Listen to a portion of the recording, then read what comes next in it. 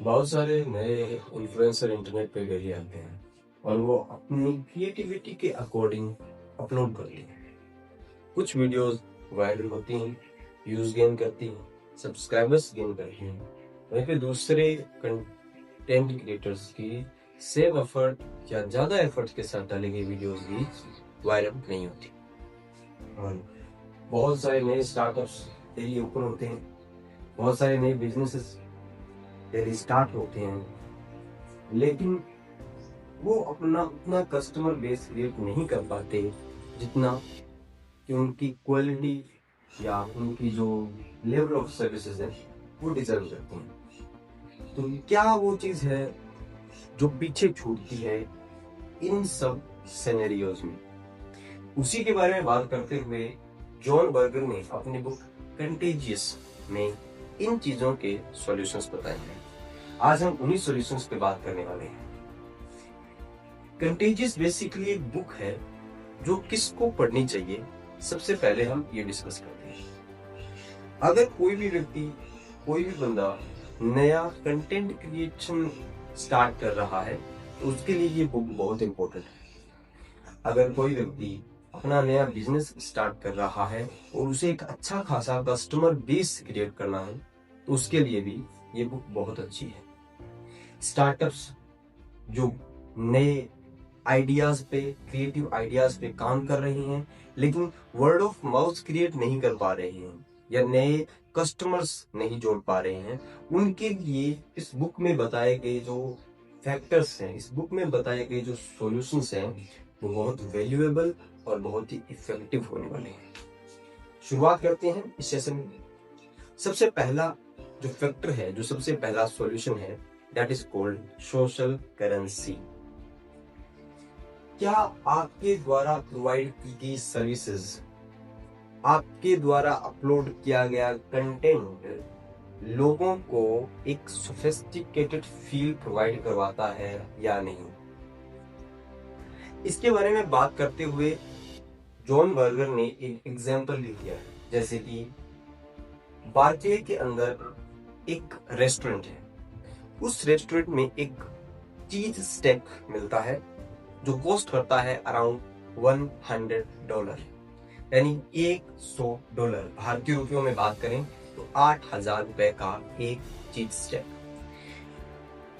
वहीं पर अगर हम बात करें नॉर्मली जो चीज स्टेक्स मिलते हैं उनके प्राइस वेरी करते हैं $5 से $10 मैक्सिमम।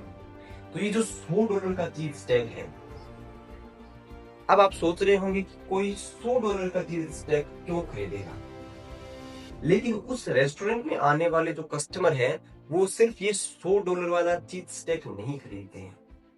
वहां पर सिर्फ ये एक चीज स्टेक किया जो इतना महंगा है, बाकी सारे नॉर्मल प्राइस पे बेचे जाते हैं। लेकिन जब आप उस रेस्टोरेंट में जाते हो तो आपके साथ एक लेबल स्टिक हो जाता है। वो ये बंदा उस रेस्टोरेंट में जाता है जहां $100 का चीज स्टेक मिलता है। यानी आपको एक सोशल रिकग्नाइजेशन, यानी कि आपको कूल दिखने का एक अवसर प्रदान करता है ये रेस्टोरेंट। इसी को बोलते हैं सोशल करेंसी। अगर आपके द्वारा प्रोवाइड किया गया कंटेंट, आपके स्टार्टअप के द्वारा प्रोवाइड की गई सर्विसेज या प्रोडक्ट कस्टमर को कूल दिखाती हैं, कस्टमर को इम्पोर्टेंट दिखाती हैं, कस्टमर को सोफिस्टिकेटेड दिखाती हैं, then people are going to buy from you again and again. दूसरी चीज होती है कि बहुत सारे लोग क्या करते हैं कि जो भी चीज खरीदते हैं, जो भी चीज यूज करते हैं, कोई सर्विसेज हो, कोई प्रोडक्ट हो, कोई कंटेंट किसी का अगर कंज्यूम करते हैं तो उसको शेयर करना चाहते हैं। और कोई भी व्यक्ति सिर्फ उसी चीज को करेगा जो उसको कूल दिखाएगा, जो उसको सोफिस्टिकेटेड दिखाएगा, जो उसको ऐसा दिखाएगा कि अगर मैं ये यूज कर रहा हूँ सो आई एम अबव यू, मैं आपसे ऊपर हूँ। वो इंटरनेट पे शेयर करेंगे उस चीज को तो वो आपका वर्ड ऑफ माउथ और फ्री पब्लिसिटी क्रिएट करता है। ये हो गया पहला, that is called social currency. फिर बात करते हैं दूसरे फैक्टर पे, दैट इज कॉल्ड ट्रिगर। अगर आपका प्रोडक्ट आपकी सर्विसेज, आपका कंटेंट किसी चीज को ट्रिगर करता है, जैसे कि इस बुक के अंदर एक एग्जांपल दिया गया है। रेबेका नाम से एक सिंगर है, उन्होंने एक गाना निकाला था दैट इज कॉल्ड फ्राइडे। वो गाना इसलिए वायरल हुआ क्योंकि हर फ्राइडे को उस गाने का यूज करके बहुत सारी फोटोज, बहुत सारे वीडियोस इंटरनेट पे अपलोड होते थे। जैसे फ्राइडे आता है, उस गाने की व्यूअरशिप रेगुलर डे से 10 से 15 गुना तक बढ़ जाती है। क्यों? क्योंकि वो एक ट्रिगर के साथ जुड़ा हुआ है, that is Friday, a day of a week. इसी के साथ अगर बात करें तो एक और एग्जांपल है किट कैट विद ब्रेक। जब आप ब्रेक लो, आप ब्रेक पाओ। आप अपने प्रोडक्ट को, अपने कंटेंट को, अपने सर्विसेज को किसी ट्रिगर से जोड़ सकते हैं। वो कोई दिन हो सकता है, वो कोई अवसर हो सकता है, या फिर वो किसी भी प्रकार का दिन का समय हो सकता है कि शाम का समय है तो हमारा ये प्रोडक्ट शाम के समय के लिए खास है, सुबह का समय है, हमारा ये प्रोडक्ट सुबह के समय के लिए खास है, वर्ष का ये दिन है, इस दिन के लिए हमारा ये प्रोडक्ट खास है। ये चीजें जैसे कि आपने देखा होगा बर्थडे सॉन्ग या किसी की अगर डेथ हो जाती है तो उस पर यूज किए जाने वाले सॉन्ग, उनकी स्टेटस, उनकी स्टोरी यूज किए जाने वाले सॉन्ग कुछ गिने चुने हैं, एक दो हैं, उन्हीं का यूज बार बार किया जाता है because they trigger some kind of occasion, day और a time of a day. तीसरी बात करते हैं अपने पास, that is called means emotions. Emotions, if you can trigger someone's emotion, then you can say that they are going to feel your service is important. मान लीजिए आज के समय में एक वर्ड यूज होता है that is called rage bait. Rage bait क्या होता है? बेसिकली अगर आप सामने वाले की भावनाओं को ट्रिगर करते हैं, भले वो पॉजिटिवली हो या नेगेटिवली हो, अगर आपने किसी भी प्रकार से ट्रिगर किया है then he is going to share it with others. Like मान लीजिए कोई भी अच्छी न्यूज है तो वो बहुत जल्दी फैलने वाली है, कोई बुरी न्यूज है वो भी बहुत जल्दी फैलने वाली है, तो ऐसी न्यूज है जो आपको गुस्सा दिला रही है वो भी बहुत जल्दी फैलने वाली है। यानी अगर आपकी सर्विस एक इमोशन साथ में रखती है then that is going to be viral very soon, तो वो बहुत जल्दी लोगों के बीच प्रचलित हो जाती है। That is called emotion. फिर अपने बात करते हैं पी यानी पब्लिक। अगर आप प्रोडक्ट बना रहे हो तो यहाँ पे दो फैक्टर होते हैं, एक होता है owner and second one is public. आपकी सर्विस कौन यूज करने वाला है? That is going to be owner, और उस सर्विस को यूज करने वाले ओनर के आसपास जो लोग होंगे दैट इज पब्लिक। यहाँ पे एग्जांपल लिया गया है एप्पल का। एप्पल ने जब अपने प्रोडक्ट्स लॉन्च किए थे तो उनका जो लोगो था वो इस प्रकार से था कि वो उसके ओनर के लिए सीधा दिखाई दे, लेकिन उसी चीज को जब बाकी के लोग देखते थे, आसपास के लोग, तो उनके लिए वो लोगो उल्टा दिखाई देता था। बाद में ये देखा गया कि अगर आसपास के लोग थोड़ा अजीब, थोड़ा वियर्ड फील करते हैं तो ओनर भी वियर्ड फील करेगा, और आसपास के लोग अगर उस चीज के बारे में अच्छा फील करते हैं then owner is going to feel good. यानी हम कब अच्छा फील करते हैं? जब हमारे आसपास के एनवायरनमेंट में हमारे प्रति पॉजिटिव रिस्पॉन्स हो। इसलिए हमें सिर्फ ओनर को देखकर ही प्रोडक्ट, कंटेंट या सर्विसेज डिजाइन नहीं करनी है, बल्कि हमें ये भी देखना है उस ओनर के आसपास के लोग भी जब उस ओनर को हमारी सर्विसेज यूज करते देखें तो उनको भी अच्छा फील होना चाहिए। That is called public factor. फिर बात आते हैं प्रैक्टिकल वैल्यू।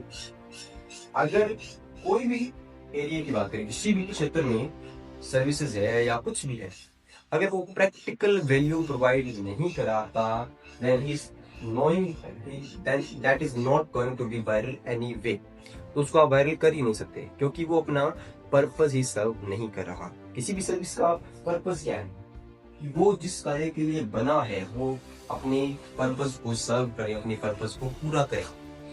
मान लीजिए इसमें एग्जांपल दिया गया है कि कोई व्यक्ति जो ये कहता है कि मैं इस काम को, जो काम करने में 10 घंटे या 15 घंटे लगते हैं, उस काम को करने में 5 घंटे में ही वो आप काम कर सकते हो। ऐसी सर्विस या ऐसा प्रोडक्ट मैं प्रोवाइड करवा रहा हूँ तो वो एक प्रैक्टिकल वैल्यू प्रोवाइड करवाता है, और प्रैक्टिकल वैल्यू अगर प्रोवाइड होगी तो आपका प्रोडक्ट कामयाब होगा ही होगा। Last and final is stories.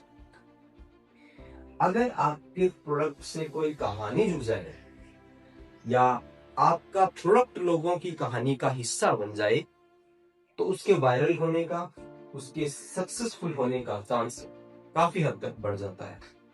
मान लीजिए जैसे कि कोई भी एक एडवर्टाइजमेंट है, उस एडवर्टाइजमेंट में एक कहानी है जिसमें इमोशंस हैं, जिसमें रेलेवेंस है, वो रेलेवेंट है एकदम, और उस कहानी के अंदर ही आपने अपना प्रोडक्ट प्लेस कर दिया है, तो लोगों को आपका प्रोडक्ट याद कब आएगा? जब वैसी घटना, वैसी कहानी होगी। जैसे कि कंटेजियस जो बुक है, इसमें जॉन बर्गर कहते हैं कि एक ऐसा एड था जिसमें एक ब्लेंडर कंपनी ने अपने ब्लेंडर के अंदर आईफोन को डाला, लेटेस्ट आईफोन था उसको डाला और उसको ब्लेंड किया, तो उस आईफोन के टुकड़े टुकड़े हो गए, बिल्कुल पीस एकदम महीन, वो एकदम पीस गया। अब उसके अंदर बहुत सारी खासियत थी ब्लेंडर के अंदर, उसका आरपीएम अच्छा था, उसकी इलेक्ट्रिसिटी कंजम्पशन इफेक्टिव थी, वो ऐसा था, वो सब बहुत सारी टेक्निकल उसकी वो थी, बहुत सारी एक्सपर्टीज टेक्निकल उसके अंदर थी। लेकिन उसकी टेक्निकल वैल्यू की बजाय लोगों के बीच एक स्टोरी चली कि अब मान लीजिए आप बात कर रहे हो, तो आप दोस्तों के साथ बात कर रहे हो तो आप ब्लेंडर की बात नहीं करोगे, एक नॉर्मल ब्लेंडर की बात नहीं करोगे, किसी को ये नहीं कहोगे कि एक नया ब्लेंडर आया है जिसकी आरपीएम 3500 है, या फिर ऐसा कुछ भी नहीं कहोगे।